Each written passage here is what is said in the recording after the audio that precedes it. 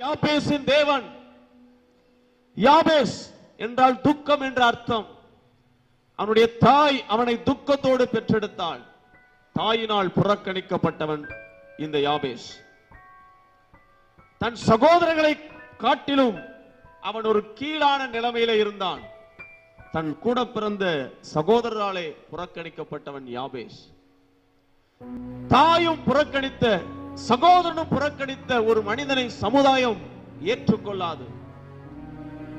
சகோதரர்களும் இந்த சமுதாயமும் யாபேசை புறக்கணித்தது. 3 வித நிலைமையில புறக்கணித்த ஒரு மனிதன் தற்கொலைக்கு நேராகத்தான் போக வேண்டும். கவனியுங்கள். ஆனால் யாபேஸ் இஸ்ரவேலின் தேவனை நோக்கி போகிறான். அந்த ஒரு மனிதனை கர்த்தர் ஆசீர்வதிக்கிறார். அவன் வேண்டிக் கொண்டதை அருளினார். சத்தமோர் அலிலே சொல்லுங்க.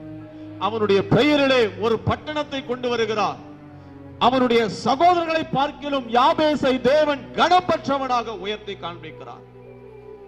ஆண்டவருக்கு இப்படிப்பட்ட தனித்து விடப்பட்ட அப்படிப்பட்டவர்கள் மீது அவர் கரிசனை உள்ள தேவன்.